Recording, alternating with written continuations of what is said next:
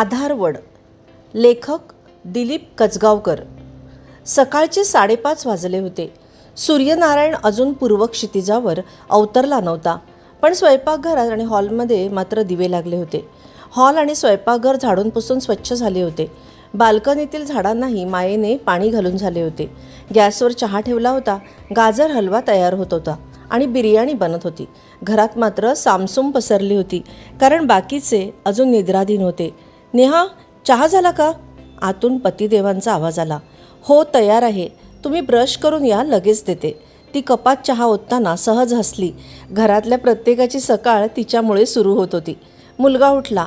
आई, माझ्या प्रोजेक्टची फाईल कुठे आहे? तुझ्या बॅगेत आहे, रात्रीच ठेवून दिली.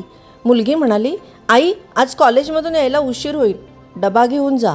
बिर्याणी आणि गाजर हलवा केलाय, नेहा हसत म्हणाली. थोड्याच वेळात घरातले सर्वजण आपापल्या कामाला निघून गेले. दरवाजा बंद झाला आणि घरात शांतता पसरली. थकलेली नेहा खुर्चीवर बसली. चहा पिताना तिची नजर भिंतीवर टांगलेल्या फोटोवर पडली. तिच्या लग्नानंतरच्या गृहप्रवेशाचा फोटो. त्या फोटोतली नेहा आजच्या नेहापेक्षा खूप वेगळी दिसत होती. नवीन घराकडून बऱ्याच अपेक्षा होत्या. डोळ्यात असंख्य स्वप्न होती. तिने हलकेच स्वतःशीच म्हटलं, स्वप्न अजून आहेत, फक्त थोडी बाजूला ठेवली आहेत. तेवढ्यात फोन वाजला. आई, मुलीचा आवाज होता. आई, आम्ही आज कॉलेजमध्ये जागतिक महिला दिन साजरा करतोय. मला माझी प्रेरणा या विषयावर बोलायचं आहे. नेहा हसली. छान विषय आहे. तुला प्रोत्साहन देणाऱ्या सरांविषयी बोल. मुलगी म्हणाली, आई, मी तुझ्याबद्दल बोलणार आहे. नेहा थोडी गोंधळली. माझ्याबद्दल? मी काय केलं एवढं? पलीकडून मुलगी हसली. आई, तू खूप काही केलं आहेस. आम्ही पडतो तेव्हा तू उभी असतेस, आम्ही रडतो तेव्हा तू धीर देतेस. आमचं आयुष्य घडवताना तू स्वतःची स्वप्न बाजूला ठेवलीस. तूच माझी प्रेरणा आहेस, माझा आधार आहेस. नेहाच्या डोळ्यात नकळत पाणी आलं. फोन ठेवून ती पुन्हा फोटोसमोर उभी राहिली. माझ्या मुलांची स्वप्न, तीच आता माझी स्वप्न. नकळत ती पुटपुटली.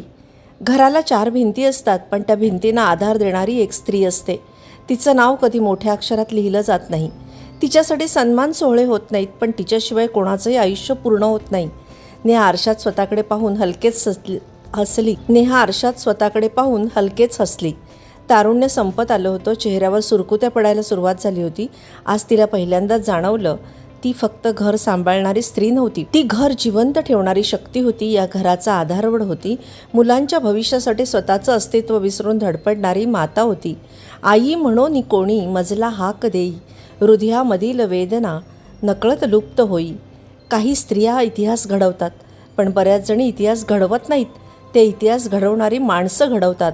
खरं सांगायचं तर स्त्री नसती तर जगालाच उभं राहता आलं नसतं, पुढे जाता आलं नसतं, घराला घर पण आलं नसतं आणि उबदार मायेची सावलीही मिळाली नसती.